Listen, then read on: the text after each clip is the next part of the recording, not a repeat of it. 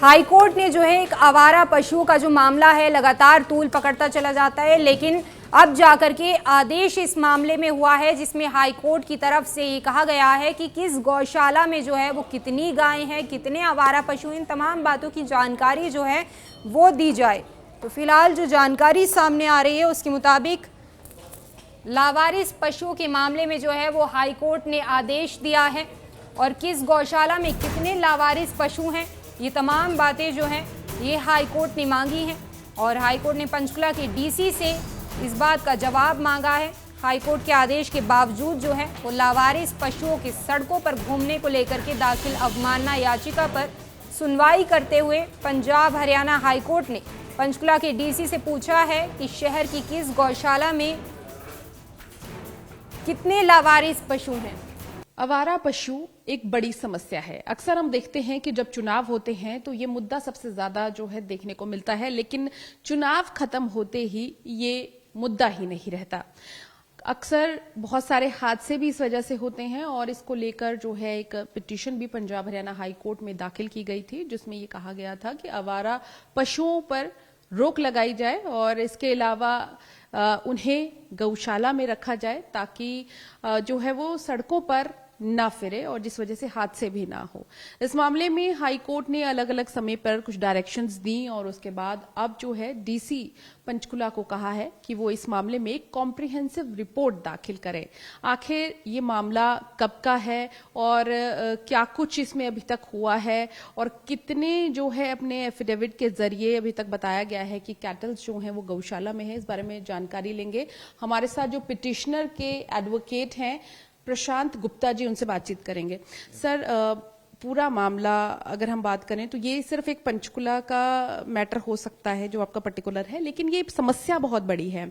तो आपने जो पर्टिकुलरली पिटीशन दाखिल करी थी उसके बाद आपको जो रिप्लाई आया उसमें क्या कुछ जानकारी थी? हाँ जी, ये हमने पिटीशन 2021 में फाइल की थी before honourable Punjab Haryana high court में कि यहाँ पे पंचकुला में एक स्ट्रे कैटल की बहुत बड़ा एक समस्या थी। जो बहुत एक्सीडेंट्स यहाँ होते थे, हाईवे पे बहुत एक्सीडेंट्स होते थे, डंपिंग ग्राउंड के आसपास बहुत स्ट्रे कैटल्स रहती, सेक्टर के अंदर भी बहुत सारी स्ट्रे कैटल्स होती थी। तो हमने एक citizen committee house owner sector 25 Panchkula की तरफ से एक हमने रिट पिटीशन फाइल की थी पंजाब हाई कोर्ट में। तो वहाँ हमें डायरेक्शन ये मिली कि ये जितनी भी स्ट्रे कैटल्स हैं हमारे को अर्बन लोकल बॉडीज हरियाणा को डायरेक्शन दी गई भी आप इसके ऊपर कोई रेमेडियल मेजर्स लें। तो उन्होंने एक कंप्लायंस रिपोर्ट सबमिट की जिसमें उन्होंने बताया कि पूरे पंचकुला डिस्ट्रिक्ट में 7 गौशालाज हैं जहां पे हमने number of stray cattles time to time हमने पिकअप किया और वहां पे हमने शिफ्ट किया।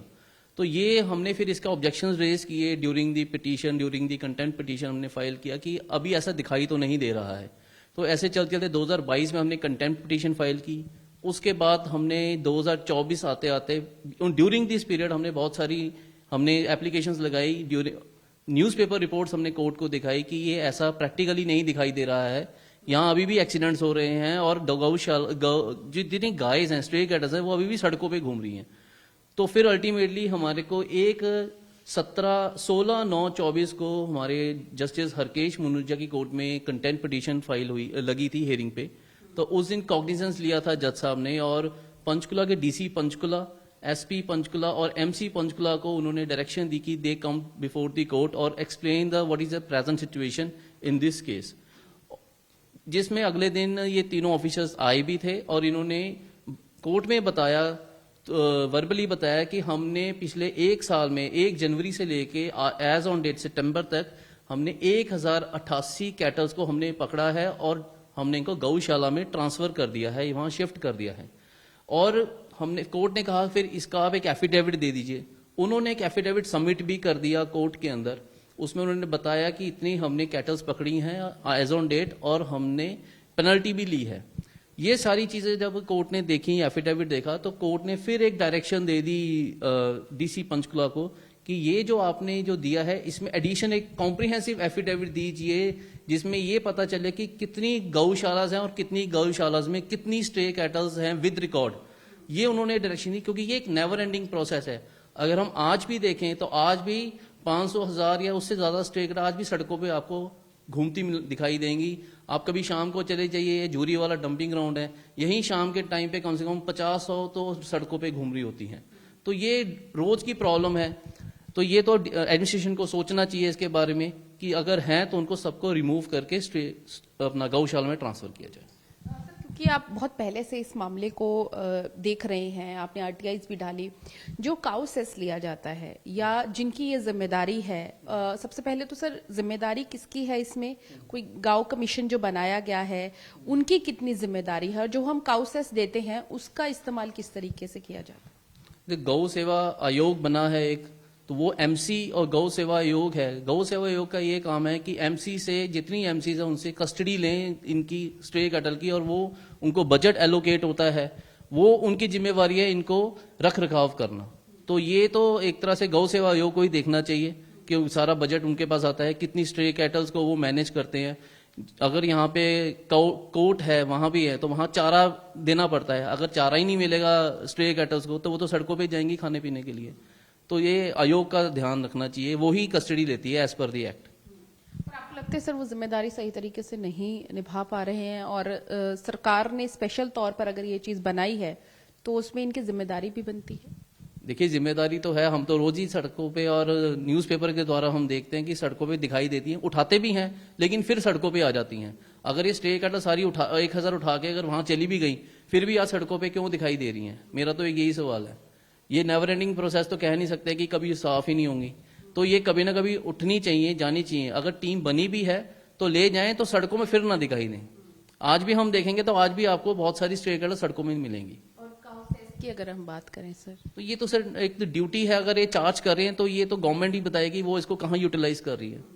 तो ये तो अगर चार्ज हो रहा है तो फिर गवर्नमेंट के पास जा रहा है तो गवर्नमेंट इसको यूटिलाइज कहीं ना कहीं कर रही होगी। एक और सर इसमें आपने बात बोली कि जो ओनर्स हैं उनके खिलाफ जो अपनी कैटल्स को छोड़ देते हैं अगर वो यूज की नहीं रहती, तो उनके खिलाफ भी एफआईआर के लिए जो है बात की गई। ये एफिडेविट में डीसी पंचकुला ने मेंशन किया है कि उनके अगेंस्ट भी एफआईआर होनी चाहिए। जो स्ट्रे कैटल्स को ओनर्स छोड़ देते हैं, वो छुड़ा लाते हैं पेनल्टी देके फिर बाद में छोड़ देते हैं, तो उनके अगेंस्ट एफआईआर होनी चाहिए, ये डायरेक्शन दे रखी है। दूसरा, यहाँ पे बॉर्डर एरिया है तो उन्होंने ये भी डायरेक्शन दे के बैरिकेड लगाएं सो दैट पुलिस भी गश्त करे और देखे कि ये स्ट्रे कैटल्स दूसरी स्टेट से पंचकुला में ना आए। अगली सुनवाई कब है सर? 12 नवंबर, 12 नवंबर। तो मामले में सुनवाई जो है अगली वो तो 12 नवंबर को होनी है, लेकिन सवाल यही है कि जब गांव कमीशन है और इसके अलावा अगर हम बात करें, जब हम गाय की बात करते हैं तो माता कहा जाता है और उसे पूजा जाता है, तो वहीं जो स्ट्रे कैटल्स है वो हमें सड़कों पर नजर आती है। तो ऐसे में लोगों की खुद की भी जिम्मेदारी है, कमीशंस की भी जिम्मेदारी है, नगर निगम की भी जिम्मेदारी है और सरकार की सबसे बड़ी जिम्मेदारी है। काउ सेस लेकर अगर वो उनके वेलफेयर के लिए इस्तेमाल नहीं हो रहा तो फिर आखिर इसका फायदा क्या है? तो अब इस मामले में सुनवाई में क्या कुछ होता है ये देखने वाली बात होगी। कैमरा पर्सन रोहित के साथ पूजा वर्मा, डेली पोस्ट पंजाब, हरियाणा, हिमाचल।